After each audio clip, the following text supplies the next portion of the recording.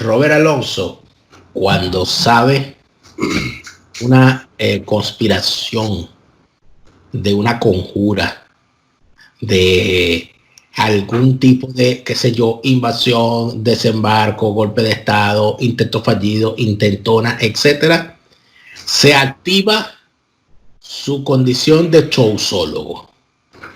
Entonces, él es como estos expertos de las grandes marcas internacionales, expertos en imitaciones, que sabe diferenciar un verdadero Rolex de un Rolex fake. De un Rolex chimbo. Exacto. Robert, ¿en qué momento sentiste tú que eso que están llamando el macutazo, en qué momento sentiste tú que todo esto era, por supuesto, hay unos soldados, hay unos combatientes que fueron asesinados, de los cuales, por supuesto, yo ni he hecho mofa ni lo voy a hacer, porque yo estoy convencido de que buena parte de los participantes, de los combatientes, fueron engañados o manipulados para llegar hasta allí. Pero estamos perfectamente claros de que allí hubo una infiltración importante que desencadenó esta situación. Mi pregunta es, Robert, ¿en qué momento te diste tu cuenta de que algo... ¿cuándo te empezó a oler al G2 cubano todo esto? Bueno, ok. Antes de comenzar, quiero pedirle disculpas a nuestra audiencia, porque la segunda parte de nuestro programa anterior no la lanzamos porque se hizo vieja. Perdió vigencia, claro. Perdió vigencia, y entonces, como decíamos en Venezuela en la cuarta, escándalo mata escándalo. Es así. Entonces yo le pido muchas disculpas a todas estas personas que se quedaron pendientes. Continuará. Ok. ¿En qué momento yo me doy cuenta de que es esto? Aunque nos estamos saliendo un poco del libreto, pero bueno, ¿en qué momento? Porque esta operación del macutazo la he visto yo en el proceso cubano 200 millones de veces, para ser exagerado. Tú sabes que el cubano que no es exagerado no es cubano. Más de 200 millones de veces yo he visto este tipo de operaciones, que es lo que llamamos nosotros la industria de la contrarrevolución, pero después hablamos de eso, porque esto puede llevarse un poquito de tiempo. Nosotros tenemos ahorita nada más que 30 minutos de programa. Entonces, pero me di cuenta de... Pero ¿cuándo te diste cuenta? Inmediatamente. Tú dijiste nada, esto nos está engañando. Tú dijiste nada, nos están engañando otra vez. Es un guiso más que un engaño. Engañaron a los pobres muchachos que fueron en la lancha, que dicho sea de paso, no era una lancha rápida, era una curiaca, eso, ¿cómo se llama? Un peñero. Con dos motores de 50 caballos, eso no es una lancha rápida. Bueno, ahora ven acá, yo te pregunté esa pregunta, algo fuera del libreto, porque yo sentí que yo sentí que algo, que esta operación estaba infiltrada, no que era falso. Yo desde el primer momento, porque para empezar la operación fue en Macuto, la primera operación fue en Macuto, y cuando yo me activo para saber qué estaba pasando, parece que yo soy de Vargas, ¿ok? En la zona donde ocurrieron los hechos, en mi infancia, caminé toda esa calle para arriba y para abajo, porque por ahí, por la redoma de Álamo, vivía mi abuela, mi querida abuela Juana, y era una zona conocida para mí. Y los vecinos de la zona y todo eso, y gente que vivió allí, etcétera, uno la conoce. Y fue fácil para mí, a primeras horas de la mañana de Venezuela, hacer 2 o 3 llamadas y recibir inclusive videos que no hice públicos de lo que estaba ocurriendo, de la situación y todo lo demás. Cuando yo sabía que algo había ocurrido allí y que era verdad, los tiros y todo eso era verdad. Es verdad, pero por eso es que yo inmediatamente, cuando yo veo que desembarca, es más, mira, nosotros teníamos una lancha que se llamaba La Cascarita, y yo tenía una música de este Louis Armstrong, que yo decía música para entrar al puerto. Entonces yo ponía mi cassette y entrábamos a ese mismo lugar donde ellos desembarcaron. Y ahí ponía todo a meter la música, darling, hello, darling, entramos ahí. Y por ahí entra esta gente. Ahora, ¿por qué entran por ahí? porque necesitaban que los agarraran. Es que, pero que fíjate, yo no me detengo en los por qué aún, porque en realidad todavía no tenemos la información completa. Eso es verdad. Yo prefiero esperar todos esos asuntos. Y además de eso, sinceramente, ya a estas alturas, la labor de medicina forense solamente es útil para que esto no vuelva a ocurrir. Es como cuando ocurre un accidente aéreo. La filosofía de la investigación, no de la investigación penal que otra cosa. Cuando se investiga un accidente aéreo, el objetivo es saber qué pasó para evitar que vuelva a pasar tomando las medidas correctivas. Caja negra. Entonces, por eso que te estoy diciendo, mira, este elemento que tú has introducido comenzando nuestro programa es digno para otro segmento. Pero permíteme porque te voy a decir el por qué yo tengo esta pregunta. ¿Cuándo siento yo que la operación estaba infiltrada y que esto iba mal y que bueno, y entendí que la cosa se iba a poner peor? Cuando veo el famoso video de el contratista de los Estados Unidos haciendo una reivindicación de la operación con un oficial o ex oficial venezolano a su lado llamado Javier Nieto Quintero. Cuando yo veo ese video, yo me detengo. Vamos a poner ese video aquí para que la gente lo vea ahora a continuación. Venezolanos y compañeros de la Fuerza Armada, superiores y subalternos, hoy 3 de mayo del 2020 les habla Javier Nieto Quintero en compañía de Jordan Goudreau, miembro de las Fuerzas Especiales del Ejército de los Estados Unidos. At 1700 hours, a daring amphibious raid was launched from the border of Colombia deep into the heart of Caracas. Our men are continuing to fight right now. Our units have been activated in the south, west, and east of Venezuela. Commander Nieto is with me, is co-located, and Commander Sakea is on the ground now fighting. Exactamente. Ajá. Ok.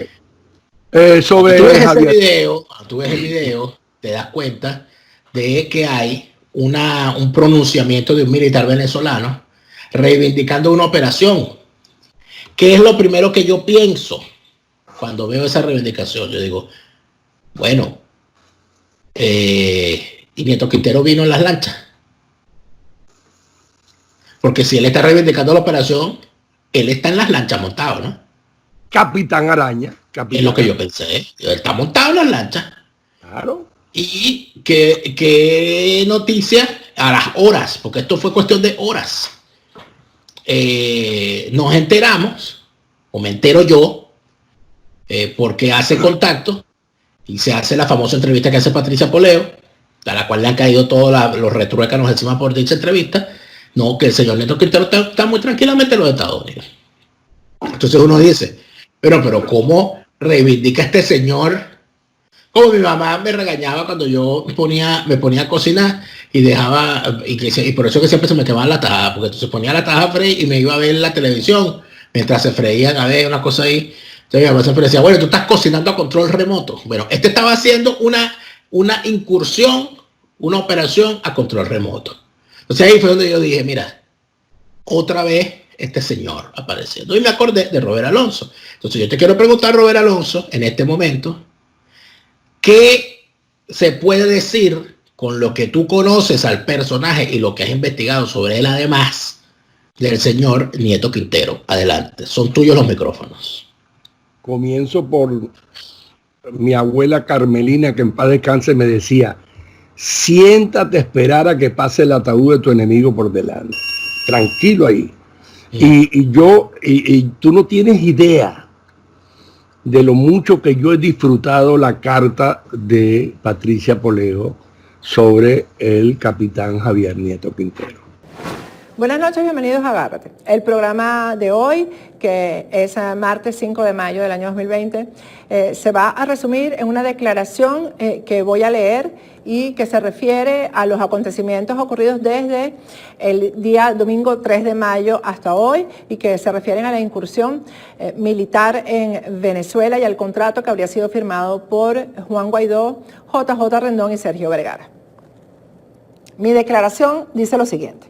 El 17 de marzo de este año recibí una llamada del capitán Javier Nieto Quintero, a quien conozco hace 20 años, pidiéndome encontrarnos personalmente para hablar algo delicado. Efectivamente, nos reunimos ese día y Javier Nieto Quintero me relató todo acerca del contrato que habría sido firmado en septiembre del año 2019 por Juan Guaidó, JJ Rendón y Sergio Vergara, además de un contratista estadounidense cuyo nombre no me dio en ese momento. Nieto Quintero me explicó que Juan Guaidó, al no haber cumplido con el pago del contrato, había impedido que se ejecutara una operación militar para derrocar a Nicolás Maduro. En esa reunión, Nieto Quintero me dijo que el encargado de pagar el monto del contrato era JJ Rendón, quien nunca se negó a pagar. Solo les pedía más y más tiempo desde el mes de septiembre que se firmó el contrato hasta el momento en que me encontraba reunida con Nieto Quintero, es decir, marzo de este año.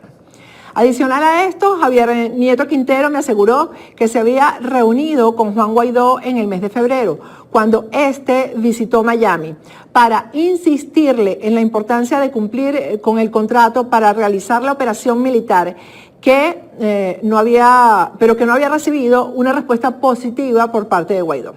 En esa oportunidad, Javier Nieto Quintero me dijo que de todas maneras intentarían la operación, seguirían adelante y que el contratista además había solicitado un crédito bancario para cubrir parte de los costos, con la promesa hecha por JJ Rendón de cubrirle el pago de dicho crédito. Según Nieto Quintero, lo que ellos requerían de mí es que, llegado el momento en que lograran derrocar a Maduro, no permitirían que Juan Guaidó asumiera la presidencia, precisamente por no haber cumplido con el contrato y que yo debía explicarlo públicamente. Mi respuesta fue que no podría hacer nada si no tenía la prueba del contrato firmado, a lo cual Nieto respondió que me lo darían en su momento. Sobre continuar con la operación militar, le recomendé a Nieto Quintero que no lo hicieran, pues en las condiciones de ese momento, con una cuarentena por el coronavirus y las autoridades policiales y militares desplegadas en todo el país, eso sería una locura. Nieto Quintero me respondió que lo harían de todas maneras. Javier Nieto Quintero me dijo además que JJ Rendón le hizo firmar a él y a otro oficial retirado un acuerdo de confidencialidad.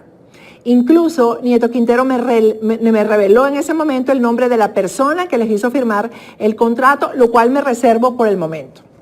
Para ser sincera, salí de la reunión estimando que nada de lo que me informó Nieto Quintero se concretaría, pero igual les dije que estaba a la orden siempre como ciudadana y como periodista.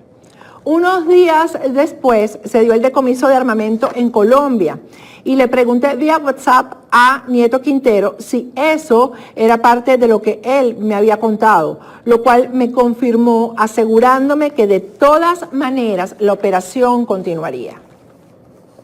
He de destacar que hasta ese momento Javier Nieto Quintero no me dijo que el jefe militar de esta operación era Cliver Alcalá Cordones, obviamente porque Nieto Quintero conocía bien mi posición acerca de pactar con narcotraficantes. El día que Cliver Alcalá Cordones dio las declaraciones previas a entregarse a las autoridades de Estados Unidos, en las que reveló la existencia del contrato, entendí que se trataba de la misma operación. Privadamente le reclamé a Nieto Quintero el no haberme dicho que Cliver estaba en la operación y ese día en mi programa mencioné que tenía conocimiento previo de la existencia del contrato y ratifiqué que ni Estados Unidos ni Colombia sabían de esto y que Cliver Alcalá Cordones no aparecía firmando el documento. El día 21 de abril recibí un mensaje por parte del ciudadano Jordan Goudreau pidiéndome conversar. Le dije que haría una llamada en conferencia con mi hija Germania para que hiciera la traducción precisa de la conversación. Previa a este mensaje que recibí de Jordan Goudreau, el capitán Nieto Quintero me había avisado que él me iba a escribir. Jordan Goudreau me relató nuevamente lo del contrato. Me contó la historia de su relación con el sector de Juan Guaidó y me dijo que él quisiera que todo esto se supiera. Le dije claramente que yo no podía dar esta información sin un vocero involucrado en este caso, en el que diera el testimonio. Jordan propuso entonces participar personalmente en el programa que sería el día lunes 27 de abril, que estaría él y además llevaría el contrato y las grabaciones que demostraban reuniones, etc. El sábado 25 de abril le escribí a Jordan preguntándole si todo continuaba igual y me dijo que sus abogados le habían recomendado no hacer el programa, pero que él quería que yo diera la información y le respondí que cuando él estuviera listo para dar la información me avisara. El domingo 3 de mayo, al levantarme, por cierto, un poco tarde porque eran como las 11 de la mañana, me enteré de lo que había ocurrido en Macuto y ya se sabía que el capitán Robert Colina había sido asesinado. Junto al teniente José Colina, me dispuse a confirmar que se trataba de algo cierto y no un montaje del gobierno como se estaba diciendo en las redes. Y ambos confirmamos que la incursión militar era cierta.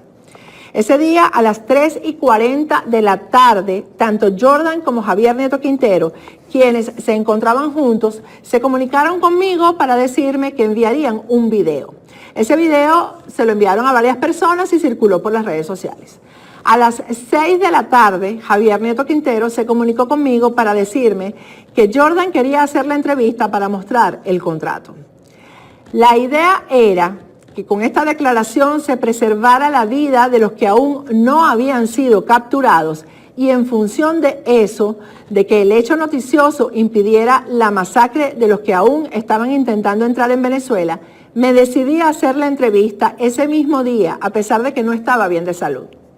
El capitán Javier Nieto Quintero ha salido en un programa, el día de ayer, ha salido en un programa conducido por la periodista Carla Angola, dando declaraciones que desvían la realidad de lo ocurrido y de lo que a petición de él se informó en mi programa.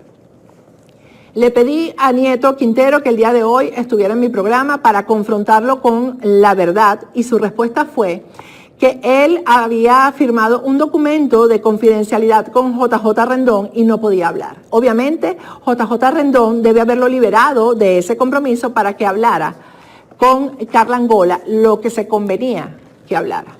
Antes de hacer cada programa en los que mencioné el contrato, se lo informé previamente a JJ Rendón vía WhatsApp. Sabía que la estrategia negra, por la cual es conocido Rendón, se pondría en mi contra y sin embargo asumí la responsabilidad de revelar esto, con la intención que sostengo de que se conozca el tratamiento que por parte del gobierno interino de Juan Guaidó han recibido los militares que han intentado restituir la democracia en Venezuela. Sería absurdo que respondieran a esta declaración acusaciones tan ilógicas como que el régimen de Maduro me pagó para hacer este programa, porque han utilizado dicho programa en sus emisiones y esa es la prueba.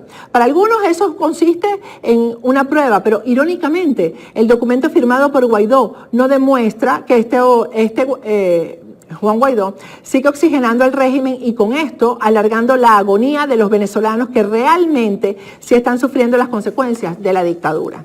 La otra matriz de opinión que el aparato de propaganda de Juan Guaidó intenta establecer es que debido al programa que se publicó a las 8 de la noche del día domingo 3 de mayo, fueron capturados los miembros de la Operación Gedeón, cuando habían pasado más de 12 horas de las primeras capturas y muertes. Y efectivamente, tal como lo había previsto Jordan Goudreau, en las capturas posteriores al programa no hubo muertos. Por supuesto, de todo lo dicho en esta declaración, tengo pruebas de horas, fechas, conversaciones, etcétera. Como periodista que ha estado en contacto con diferentes células militares y civiles que han intentado restituir la democracia en Venezuela, he de decir que la traición de la clase política de oposición es la que ha permitido que un régimen oprobioso, encabezado primero por Hugo Chávez y ahora por Nicolás Maduro, se sostenga en el poder. Hoy yo doy gracias a Dios que esta circunstancia de mi carrera periodística ocurra en un país como Estados Unidos, donde puedo defender la verdad y así lo haré ante la instancia que sea. Hasta ahora, ninguno de los señalamientos hechos en mi programa han sido rebatidos por las personas señaladas, excepto la declaración de Juan Guaidó, quien una vez más le miente descaradamente al país. El resto es la basura y la desinformación sin sustento alguno lanzada en redes sociales. Muchísimas gracias. Yo voy a explicar todo sobre este señor y estos 30 minutos creo que lo vamos a dedicar a eso. Ok. En primer lugar, yo nunca vi a ese señor Javier Nieto Quintero por ningún lado. Lo vine a ver en persona aquí en Miami, creo que fue en el año 2006 por ahí. Ay, que yo estoy medio... Ok. El señor Nieto Quintero era el ordenanza de un coronel llamado Jesús Farías. Te pregunté, me dijiste que no tiene nada que ver contigo. Jesús Farías era un coronel activo de la Guardia Nacional que estaba en conspiraciones. Ok. Y por el otro lado, yo, sin conocer a Farías ni conocer a nadie, estaba, como ya te he dicho en otros programas, también estaba en conspiraciones. Y por aquellos tiempos, estamos hablando de febrero-marzo del año 2004, se prende la guarimba, que yo fui el promotor, por eso me llaman el guarimbero mayor. Por cierto, cuando se prende la guarimba, que en el momento más álgido, 6 de marzo, Patricia Poleo, en la estación Radio Venezuela que quedaba en la Torre Viaza de la avenida Rómulo Gallego, y a mí me pareció eso un acto de valentía más allá de toda duda, Patricia Poleo hizo un programa de 4 horas, porque ella estaba dateada, sabía que la MUD, que en aquel entonces se llamaba Mesa Coordinadora Democrática. Entonces ella llega y ella estaba dateada de que la Coordinadora Democrática, porque Chávez había llamado a la Coordinadora Democrática y había dicho que había que parar eso porque había un golpe de Estado de derecha y que todos los coordinadores democráticos se iban a quedar como la guayabera por fuera. O sea, que iban a caer también ellos en el año 2004. Entonces ella y Patricia me llama por teléfono y me dice, Robert, necesitamos que venga para acá. Y yo le digo, ¿cómo? Si todo está trancado. Ahí no se puede ir para allá, yo no puedo ir para allá. Yo te voy a mandar a mi hermano en motocicleta. Por cierto, el hermano de Patricia Poleo es Patricia, pero hombre, idéntico a Patricia Poleo. Yo digo, bueno, tú te pones una paluca y eres Patricia y puedes hablar. Y entonces venía con un otro motorizado de escolta, qué sé yo, y venía con un carnet de prensa. Él me va a buscar a Prados del Este. Pasamos por la primera barricada, eso no podía, era alambres de eso de hierro, de acero. Y resulta que yo había dicho que no pase nada ni nadie por las barricadas, que no pase nada ni nadie, había yo dicho. Y entonces llegamos a esa barricada y el hermano de Patricia Poleo se identifica, no, yo soy prensa, con su cosa, prensa. Y entonces uno de los que estaba ahí, había como 20 personas en la barricada, dice, esto es como dice Robert Alonso, por aquí no pasa nada ni nadie. Y entonces el hermano de Patricia llega y me señala y me dice, este es Robert Alonso. ¿Cómo la cosa? Bueno, cédula, queso, para que aquí dice Roberto, sí, porque mi nombre artístico es Robert. Total que, bueno, empezaron a gritar, guarimba, guarimba. Aquello fue emocionante. Entonces, el hermano de Patricia tuvo que bajar la moto así, para que pasara por debajo de la guaya esa que había. Nos vinimos desde Prado del Este hasta la avenida Rómulo Gallego en contra del tráfico en la avenida, en la autopista, primero Prado del Este y después Francisco Fajardo. y lo que había puro humo y humo. Aquello no había nadie en la calle. Eso era completamente enguarimbado el país. O vamos a decir Caracas, o el este de Caracas, como después dijo Chávez, que fue el este, pero es mentira. En el oeste también hubo muchos muertos. En la avenida Fuerzas Armadas hubo más de 20 muertos. Bueno, que por cierto, en el año 2004 hubo muchísimos más muertos que en el año 2014 y 2017. Entonces llego yo a la estación de radio con Patricia Poleo y me encuentro a Timoteo Zambrano sentado ahí. Y ya me dio mala espina porque, y ahora lo puedo decir, porque yo puedo decir cosas ahorita porque sí. Siendo Chávez presidente electo, Rafael Marín me llama para darle un golpe de estado al presidente electo. Y ese golpe de estado se frustra porque Timoteo Zambrano echó paja. Y el mismo Rafael Marín me dijo, se acabó esto porque Timoteo nos echó paja. Entonces, llego yo a la estación, me meto en el donde ella estaba transmitiendo furibunda, haciendo gala de su signo Escorpio. Yo puse hoy un artículo hoy de que ella es Escorpio. Y llamó por teléfono a la coordinadora democrática y habló con este señor de apellido Rivas, que fue gobernador, que era de Copey, que fue gobernador del Táchira. Sergio Omar Calderón. No, de apellido Rivas. Sí, fue gobernador del Táchira, de Copey. Vivas, César Pérez Vivas. Viva. ¿Cómo se llama él? César Pérez Vivas. César Pérez Vivas. Patricia por teléfono. en el aire. Le dijo, hasta marico, le dijo. Tú eres un marico, le dijo. Tú eres un marico. ¿Por qué? Porque estaban en combinación para matar la guarimba. Y el Zambrano, cuando fuimos a un corte comercial, el Zambrano dijo, pero a mí no me han informado nada del partido, no sé cosa, y llamó por teléfono al partido, y ¿qué es esto? ¿Qué está pasando? ¿Cómo es la cosa? Ok, y ahí me tuve que ir corriendo porque me llama por teléfono y me dice, Robert, ¿tú estás saliendo al aire con Patricia Poleo? Sí, solo puse yo en mi libro cómo se perdió Venezuela. Sí, estoy saliendo. Oh, huye porque para allá te van a buscar. Y entonces bajé las escaleras, qué sé yo, esto, lo otro, no agarré el ascensor. Y entonces el hermano de Patricia me llevó para Terrazas del Ávila, donde hubo una batalla campal, que hubo ahí varios muertos, principalmente del régimen. De los edificios le disparaban a la gente del régimen. Bueno, ok. Entonces, ya yo estaba marcado. Había que sacarme del juego. Y entonces, por otro lado, estaba marcado el coronel Jesús Faría, que con su hermano, que también era coronel, pero creo que era del ejército, y con su sobrino de la Guardia Nacional, que era teniente, le montaron una olla. La olla de los Paracachí. A mí, bueno, la finca mía la allanaron 3 veces, por supuesto. Yo no estaba ahí, yo estaba en la colonia Tovar. Yo me fui de Terraza del Ávila, me fui para donde vivía mi mamá. Allá le fueron a allanar la casa y la fueron a entrevistar a este y otro, y mi mamá se hizo la que tenía Alzheimer. Y Robert, ¿usted no es mamá de Robert Alonso? Y dice, Robert, a mí me suena ese nombre. O sea, la gente dijo, no, lo que está es loca. Que después se tuvo que ir de Venezuela. Claro.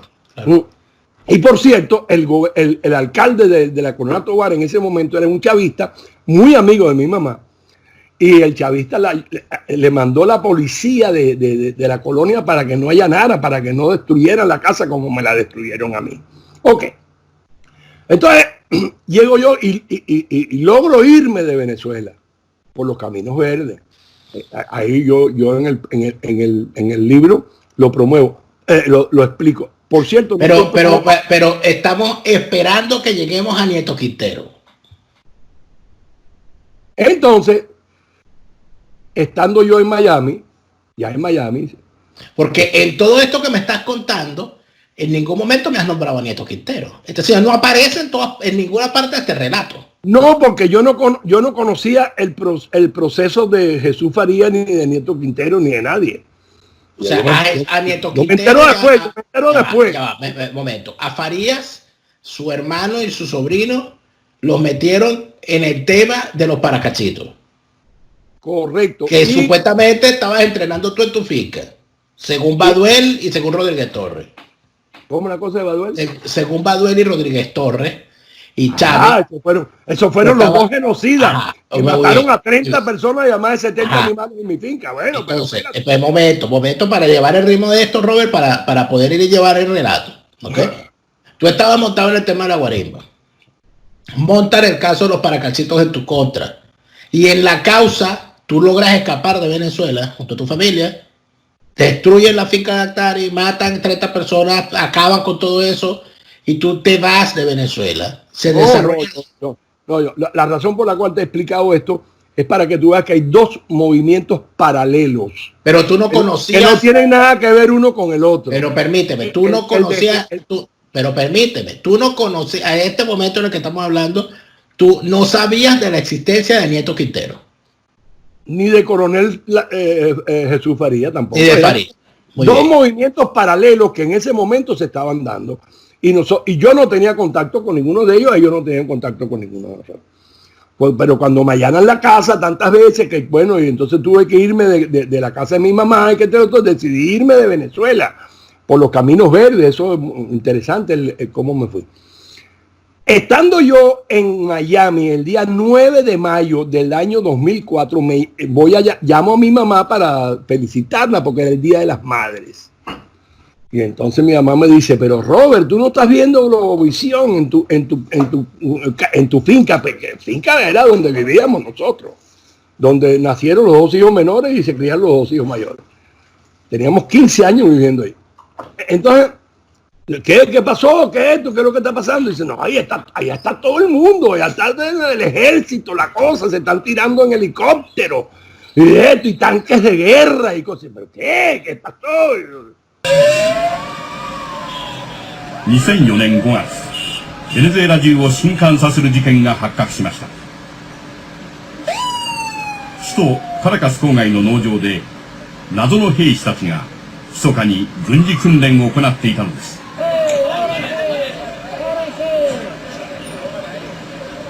警察と軍が検挙した兵士は200人。すべて若いコロンビア人でした。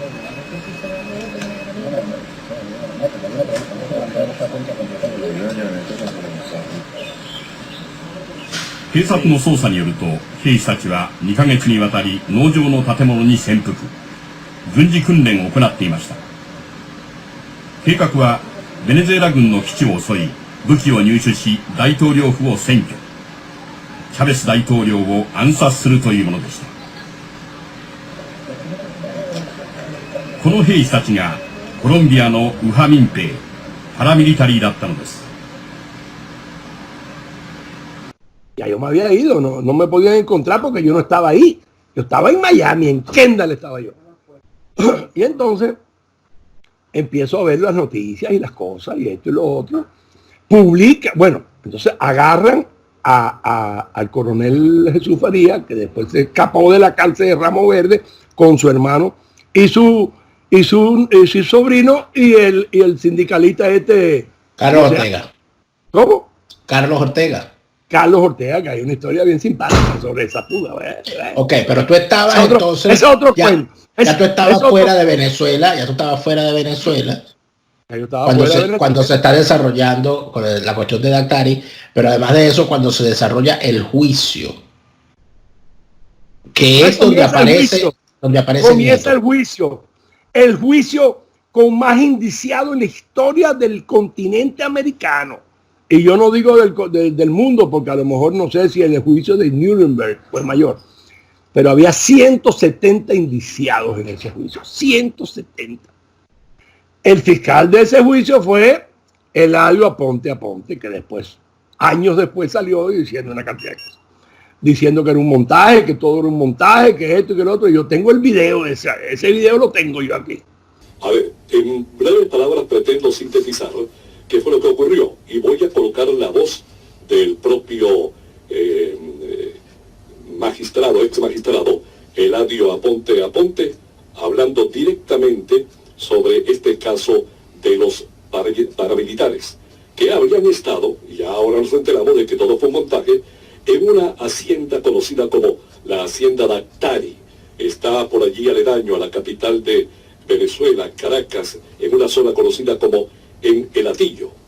Eladio Aponte ha expresado, ha confesado que dudaba de la procedencia de estos, que como llamó Hugo Chávez, paramilitares.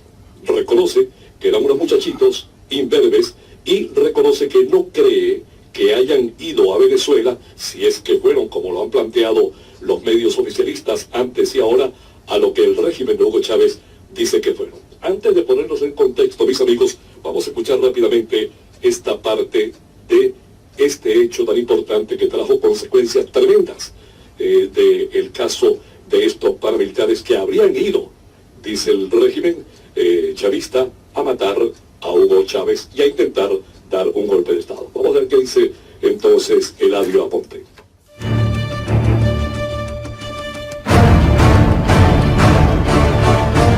Un magistrado de Venezuela, expresidente de la Sala Penal del Tribunal Supremo de Justicia, es vinculado al narcotráfico y removido de su cargo por el Poder Legislativo. El día que iba a ser interpelado por la Asamblea Nacional, no acudió, huyó del país. Ahora el juez teme ser juzgado por la justicia venezolana. El magistrado Eladio Aponte decidió hablar. Y estas son sus revelaciones. Señor Aponte, ¿alguna vez usted recibió alguna llamada de algún funcionario público de cualquier estatus para solicitarle a usted algún tipo de manipulación en la justicia venezolana? Cierto, desde el presidente para abajo. Entonces habrá que meterle pena máxima a esta jueza y a los que hagan eso, 30 años de prisión. Por lo menos en el caso del presidente de la República que usted menciona, ¿hablaba directamente con usted el presidente? Directamente, sí. ¿Lo llamaba usted? A mí. ¿Para qué? Principalmente en el caso de los paramilitares del Hatillo. El caso llamado como los paracachitos. Bueno, le dieron ese nombre también. ¿Qué pasó allí? ¿Por qué lo llamó? Bueno, para que condujera de una manera conveniente hacia el gobierno las investigaciones. Exactamente, ¿cuál fue la solicitud del presidente? Mira, yo creo, a mi manera de ver, de que tales paramilitares, yo dudaba su procedencia. ¿Por qué? Porque eran muchachos imberbes, inexpertos, algunos no manipulaban algo, algunos no sabían por qué estaban así, y que por mera casualidad fueron detenidos los autobuses por una patrulla de la Policía Metropolitana y se subió el caso. O sea, ¿y cómo vinieron esos señores de Colombia? ¿A qué lo trajeron? O sea, ¿ese caso fue montado? Bueno, sacando las conclusiones, yo no lo daría a esta altura. ¿Usted considera que ese caso pudo haber sido montado? Usted recibió una llamada del presidente Hugo Chávez para ese caso, pero no nos ha especificado qué fue lo que le pidió. Bueno, que llevara ya le dije, las investigaciones adelante, de que esto era algo contra el gobierno y que debía demostrarse que era tal cosa.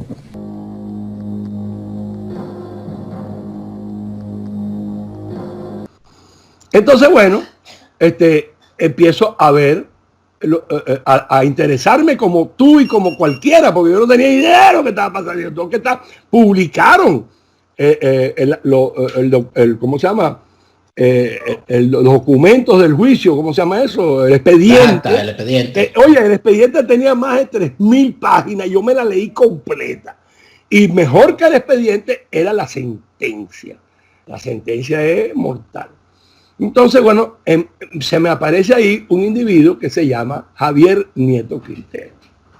¿Se te aparece en las actas del juicio? En el expediente. En el expediente, está en el expediente. Por cierto, el expediente lo sacaron del aire, de las redes, pero yo traté con 2 abogados en Venezuela que me consideran, pues se supone que es un documento público, cualquiera puede ir y pedirlo, y 2 abogados me dijeron, no te metas en eso, que le cogieron miedo a eso, pero tengo uno que sí, que lo va a buscar, dice él que lo va a buscar, pero bueno, ok. A raíz de esto que ha pasado con Nieto Quintero y todas esas cosas. Entonces, ¿cuál es la participación de Nieto Quintero? Cuando se prende el lío, que agarran preso al coronel Jesús Faría, no sé si lo agarraron o él se presentó voluntariamente, este señor Javier Nieto Quintero, que era el ordenanza, el cachipo, de Jesús Faría, acepta que en casa de Jesús Faría se llevó a cabo una reunión subversiva y clandestina, no solamente para derrocar a Hugo Chávez, sino para atraparlo y matarlo. Pero según Nieto Quintero, uno de los temas a tratar era si lo metían en el crematorio de Kaufman, en el cementerio de si lo metían vivo o si lo metían muerto. Echarle pierna a todo esto. O sea, bueno, parece ser que se decidió que lo metieran vivo. O sea que mucha la candela y la cosa. Imagínate, o sea, el infierno. Una idea nada despreciable, pero eso es otro tema. Sigamos. Entonces, este señor Nieto Quintero acepta en autos que sí, que él participó de esa reunión. Sin embargo, no pasó la novedad, lo cual lo convierte a él en un conspirador. Porque si tú estás incluso en Estados Unidos, claro, si tú estás en una reunión donde se está cocinando un delito y tú no lo delatas, aunque tú no fueras parte de ese delito, estuviste ahí de manera fortuita, pero tú no lo delatas, entonces tú eres conspirador de ese delito. O sea que este señor Nieto Quintero cometió un delito gravísimo de traición a la patria que le hubiera acarreado 28 años de prisión. Y él mismo se lo está diciendo a Napoleón Bravo en una entrevista que por cierto le metió 40 embustes a Napoleón Bravo, y yo hablé con Napoleón hace un ratico y le expliqué bien cómo era, más o menos lo que te estoy diciendo aquí. Entonces se prende el juicio. Vienen los fiscales, porque eran varios. El jefe era Ponte a Ponte, pero eran varios fiscales. Y en la segunda parte del juicio traen a un supuesto testigo donde dice que no, que Nieto Quintero no estaba en esa reunión. Pero si él había dicho que estaba en esa reunión, él lo puso en auto, está en auto. Bueno, hacen así a todas estas, mientras el juicio corría, todos estos individuos, incluyendo los paracachitos colombianos y todas esas cosas. Por cierto, le dicen paracachitos. Mucha gente me pregunta, ¿por qué le dicen paracachitos? Porque el día que fueron a allanar la finca, lo que encontraron fueron una caja con cachitos. Porque le preguntaron al ministro de la Defensa, ese que fue gobernador de Vargas, ¿cómo se llama él? Carneiro. Carneiro. Y encontraron armas. Dice, no, lo que encontramos fue una caja de cachitos. Y entonces la gente le puso los paracachitos. Esa es la razón por la cual se llama así. A todas estas ellos estaban detenidos en Ramo Verde, en un mismo pabellón, en un mismo sector. No sé si en Ramo Verde hay pabellones, pero por lo menos en un mismo sector. Y Javier Nieto Quintero estaba junto con todos los demás. Y todo lo que se hablaba ahí lo sabía el director del penal. Entonces hicieron una pesquisa entre ellos, para aquí para allá, hicieron un paro, dijeron cosas que nada más que lo podía saber una persona, entre otro, y determinaron que el sapo era Javier Nieto Quintero. Es decir, Javier Nieto Quintero, número 1, ¿no? Porque estoy anotando los puntos. Aparece el señor como asistente personal, ordenanza, de un oficial de un coronel que han acusado de formar parte de un plan para capturar a Chávez y meterlo vivo en un crematorio. Exacto. El señor Javier Nieto Quintero, permíteme. El señor Nieto Quintero en el juicio dice que él estuvo en esa reunión y escuchó de los planes. Y por tal razón se le acusa de conspiración, porque si él sabía, ¿por qué no denunció? Y por tal razón termina preso. A su debido tiempo. Termina entonces preso. Él no había denunciado nada de eso. Él habló después que lo agarraron. Lo meten preso en Ramo Verde, acusándolo de formar parte de esa conspiración, me imagino.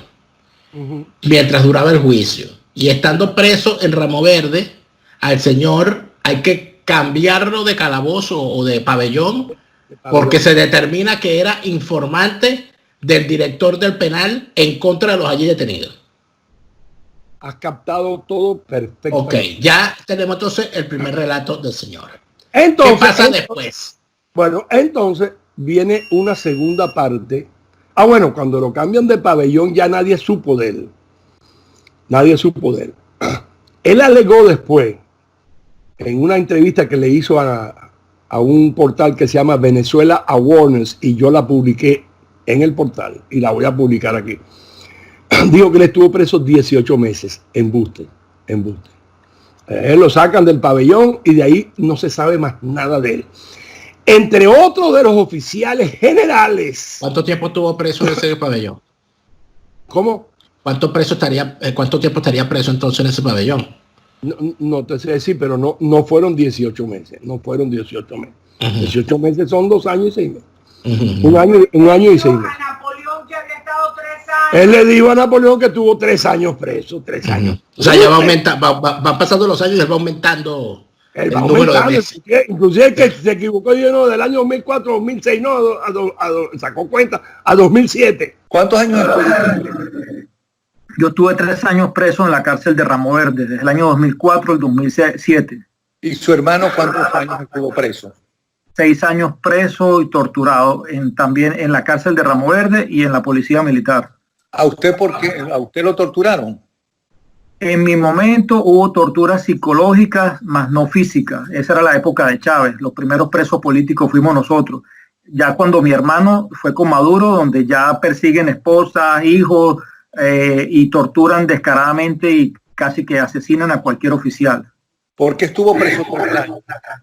En mi caso fue porque ya desde el año 2000, cuando vimos que Chávez se manifestó en La Habana, amigo del comunismo, amigo de la FARC y del ELN, y yo por lo menos trabajaba en ese momento en Puerto Páez y habíamos visto las víctimas de la matanza de Cararabo del Meta, las del Cutufí, todos los muertos que hemos tenido en las Fuerzas Armadas. Hubo un sector de la oficialidad, tenientes, subtenientes y capitanes, que no aceptamos eso y comenzamos a criticar al generalato que aceptaba esa complicidad cuando Chávez se alió a los grupos terroristas colombianos.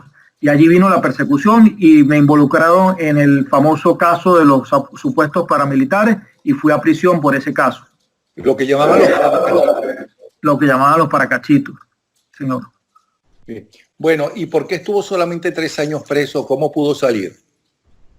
Para mí fue un milagro de Dios. A mí me estaban acusando 28 años de prisión por supuesta traición a la patria, porque sí, manifesté que habíamos un grupo de oficiales, entre esos, por cierto, el capitán Caguaripano, mi hermano Juan Carlos Nieto. Habíamos un grupo de jóvenes oficiales que ya visualizábamos el desastre que venía para la institución y para el país.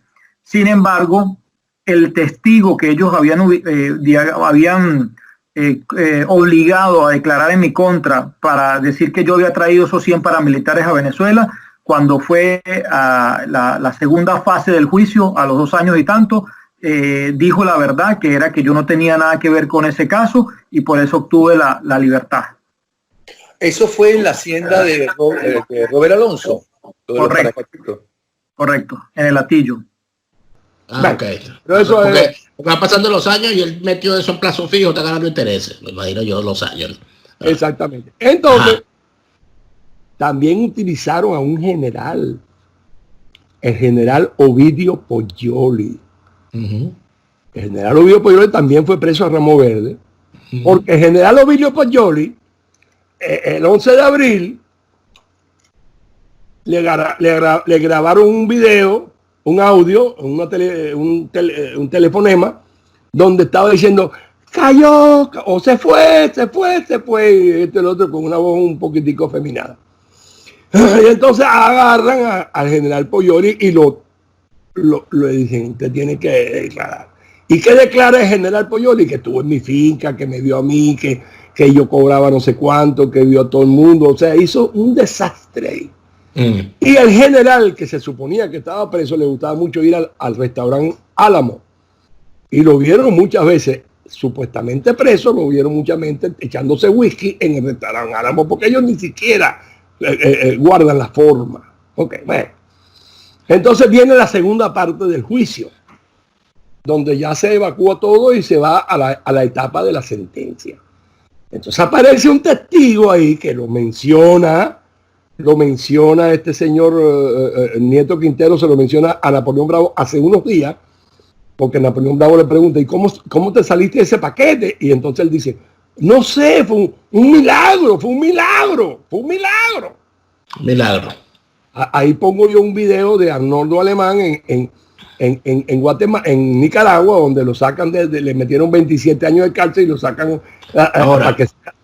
Ok, bueno, ok. Entonces, ajá, volvemos al asunto. El señor lo sacan de este pabellón acusándolo de que es un sapo y a partir de ese momento no sabemos para dónde se fue.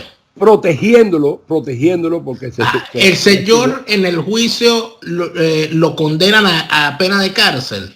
No, en el juicio, según salen out, entrevistan, ya te digo, en la segunda parte del juicio, a un testigo que milagrosamente lo exime de toda culpa que él tiene, porque él debió haber denunciado esa conspiración en su debido momento. Entonces, un testigo dice que él no estaba allí.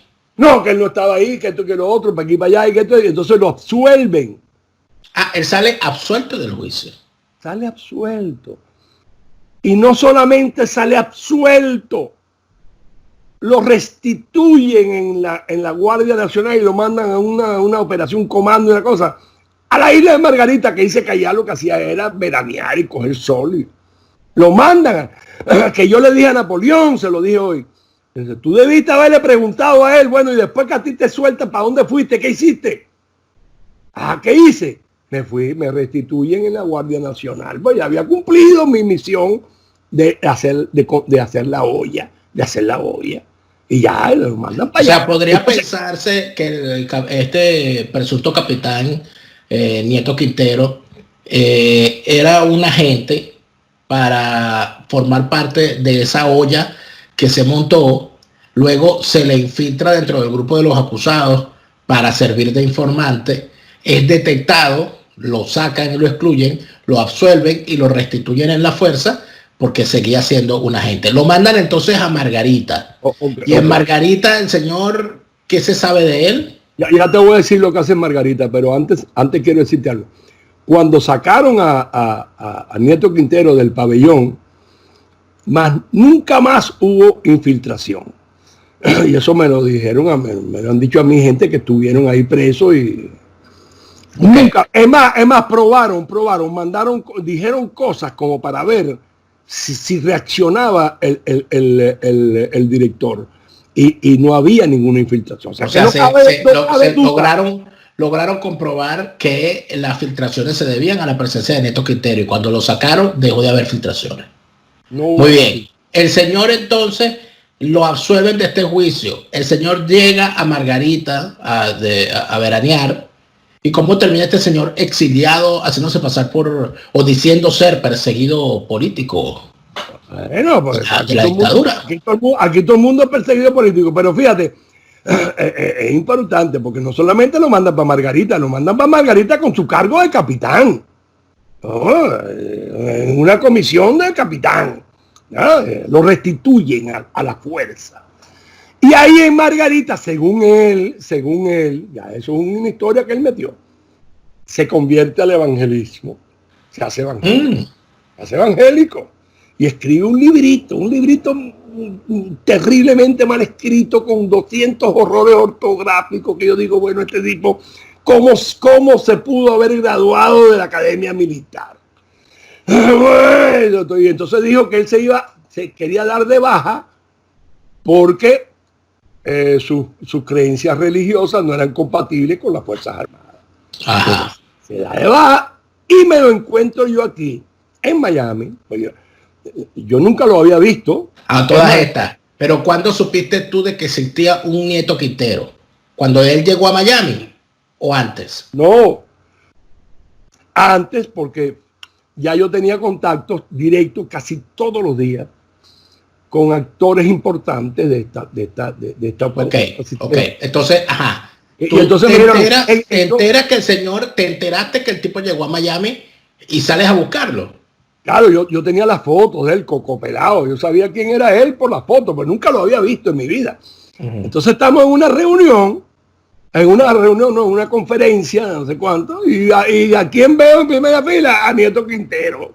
Y le formó un escándalo, Paquito, esto y lo otro. Pues ahí yo estoy medio loco.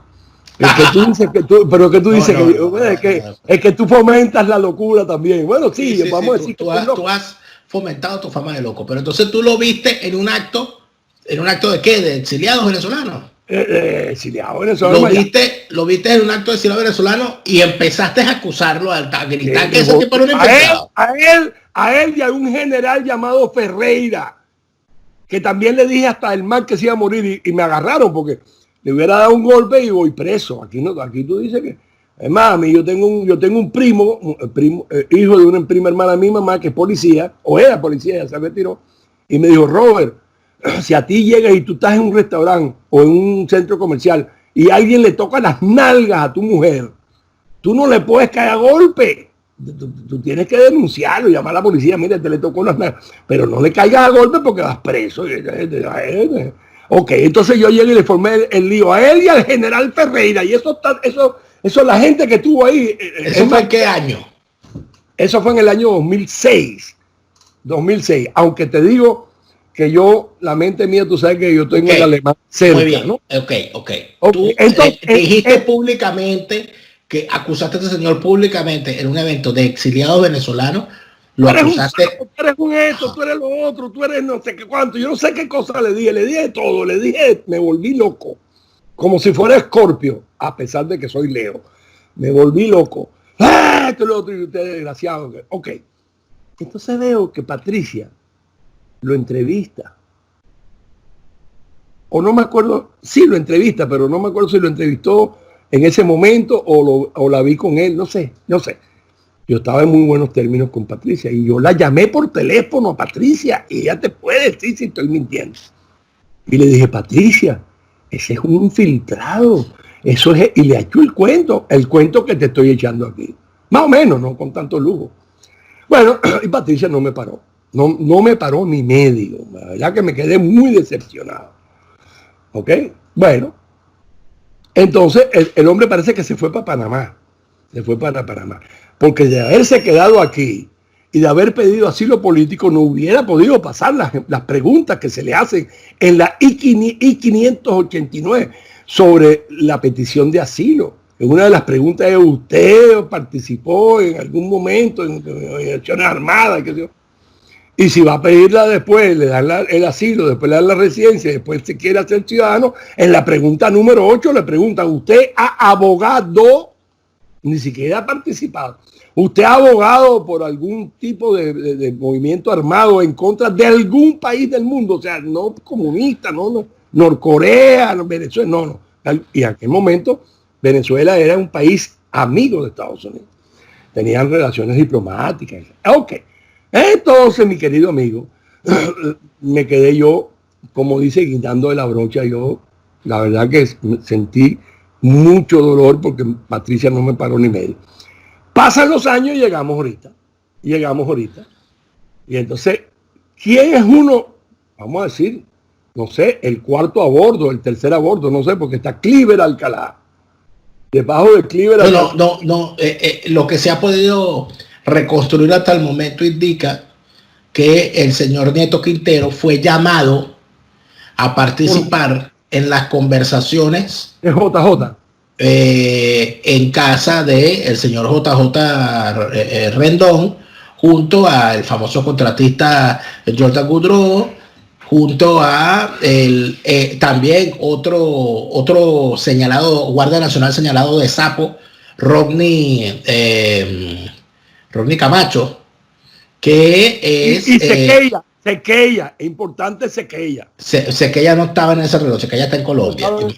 No, yo estoy hablando de lo que se está probado cuando se cruzan los relatos, quienes estaban en la reunión. Ahí estaba este señor Ronnie Camacho, estaba el señor Sergio Vergara, estaba el señor JJ Rendón, estaba el señor Nieto Quintero. Entonces, dentro de todo esto, al señor lo involucran en esta situación. Podríamos concluir de todo esto, Robert, que estamos hablando de una ficha, de un agente infiltrado en los Estados Unidos, porque tú me dices que él estaba en Panamá, pero entiendo que ahorita está en Miami, ¿no? Juego mi vida. Ahora, no, espérate antes de terminar. Entonces llega y en una primera instancia sale Patricia a más o menos a defenderlo, ¿no? O así lo entendí yo, lo inferí yo, alegando que él había sido uno de los que le había informado en el año 2000 sobre los comacates, porque él alega, él le dijo, fíjate esto, él le dice a Napoleón hace unos días que a él lo acusaron de haber traído los paracachitos de Colombia a mi finca. Y Napoleón le dijo, a la finca de Robert Alonso. Dice, sí, a la finca de Robert. Y yo le dije a Napoleón, yo quiero que tú me des una palomita ahí, porque yo no quiero que me mezclen a mí con ese tipo. Napoleón me dijo, bueno, sí, este y lo otro, y a lo mejor empastelamos más la cosa. Pero vamos al punto, Robert, vamos al punto, porque lo importante es el punto. Lo importante ahorita es Nieto Quintero. Las entrevistas que le hayan hecho son las entrevistas que le hicieron, y evidentemente cuando uno está haciendo una entrevista, uno no es culpable de las mentiras que dice un entrevistado, ni de las barbaridades que inventa. O sea, se supone que uno está haciendo su trabajo de entrevistador. La gran pregunta en este momento es, este señor Nieto Quintero, ¿podemos asumirlo por los datos que tenemos como un agente del chavismo de contrainteligencia en Miami? Pero juégate la vida tuya y la vida de toda tu familia. Juégate la vida tuya y la vida de toda tu familia. Pero no. Ahora, espérate, para terminar, para concluir lo que quiero decir, después te voy a decir otra cosa. Como decía mi abuela Carmelina, espera que pase el cadáver de tu enemigo por delante. Entonces llego yo y escucho la carta que le hace Patricia sobre este personaje. Patricia se dio cuenta que este señor no era quien decía ser, y es importante que ella lo haya dicho, primero porque me satisface de una manera impresionante, y segundo porque está diciendo la verdad. Ahora, lo que te voy a decir en adelante,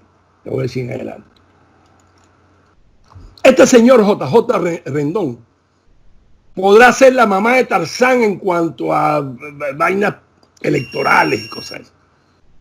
Pero en cuestiones militares no ha ido ni al primer seminario. Porque mira, cuando tú vas a... Yo estuve 5 años en Venezuela reclutando gente. Por cierto, mi mayor recluta, que a mí me da una gran satisfacción, fue el doctor García Bustillo, que terminó siendo el ministro de Luis Herrera Campero. Lo reclutamos a él. Pero la recluta tiene un protocolo.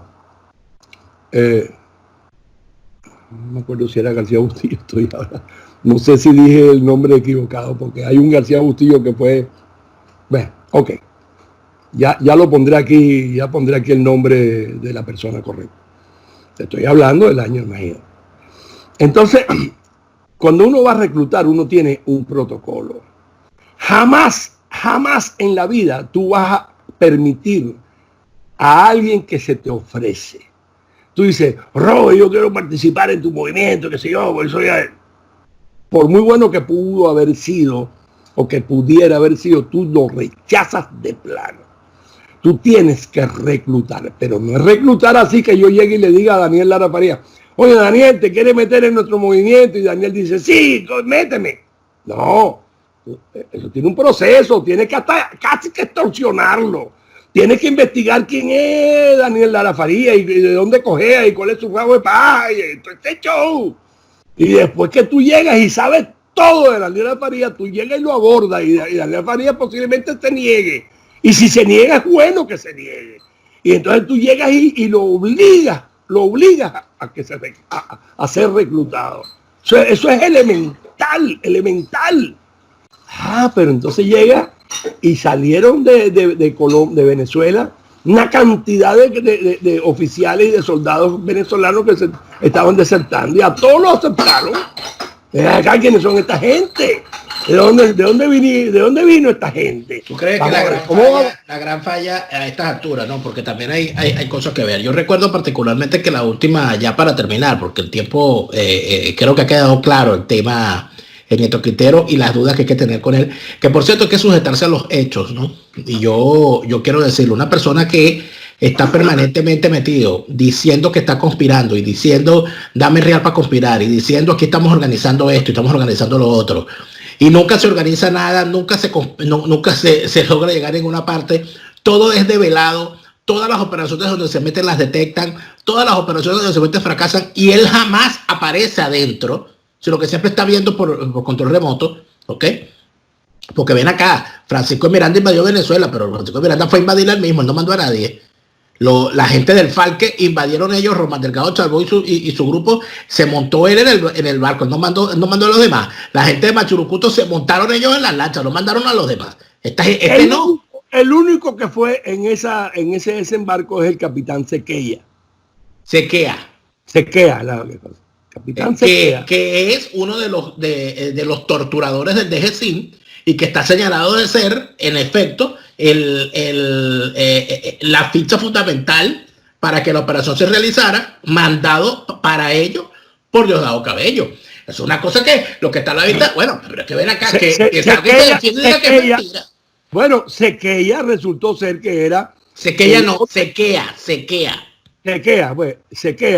resultó ser que era la ordenanza del Pollo Carvajal. Bueno, estoy diciendo que fue el torturador del capitán Caguaripá, el torturador del general Vivas. Entonces estamos hablando de que aquí mil y una vez se ha dicho, ¿okay?, que las amnistías que se están proponiendo no son para darle beneficios ni para incluir sin mácula a violadores de los derechos humanos, pero ahí tenían uno encargado de una operación y estaban muy tranquilos con él. Entonces mira esto, Robert. Y además Sequeya que ya no sé cómo hablar, también le reportaba a Diosdado Cabello, razón por la cual Diosdado Cabello tenía toda la información.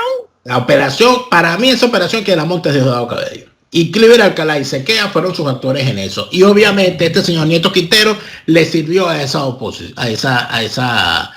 operación. Yo no diría en esos términos, sino que Diosdado Cabello, pero esa es una parte que tendríamos que hablarlo después sobre la industria de la contrarrevolución. Que es algo que hablaremos luego, pero yo creo que evidentemente esta operación fue de Diosdado Cabello, porque la forma como Diosdado Cabello habla en su programa del 28 de marzo, la forma como Diosdado Cabello está al tanto de milimétricamente de cada operación. Y dio la logística. Demostrando la logística. Bueno, eso es lo que él dice, Robert, eso es lo que él dice. Yo tengo que querer a la mitad. O sea, yo de lo que él pueda decir, yo más que lo que dice, para mí lo importante es la forma de lo que dice. O sea, es imposible que una persona esté al tanto milimétricamente de cada operación si no estuvo dentro de ella. Y es aquí evidente entonces que quien dirige los aparatos de inteligencia y contrainteligencia del régimen es Diosdado Cabello. O sea, el esbirro mayor del régimen chavista es Diosdado Cabello. El Pedro Estrada de este régimen es Diosdado Cabello. El que no lo quiere entender, que no lo entienda. Pero a todas estas, la cosa no sería lógico decir, ante la duda, bueno, chao. Yo no estoy diciendo que el señor Nieto Quintero no estoy llamando a ninguna acción contra él. Lo que estoy diciendo simple y llanamente es que si alguna persona quiere montar alguna operación o por lo menos hacer alguna acción política en contra del régimen chavista, la última persona con la que debería contar es con una persona con todas las dudas que tiene, este señor Nieto Quintero. Tan sencillo como eso.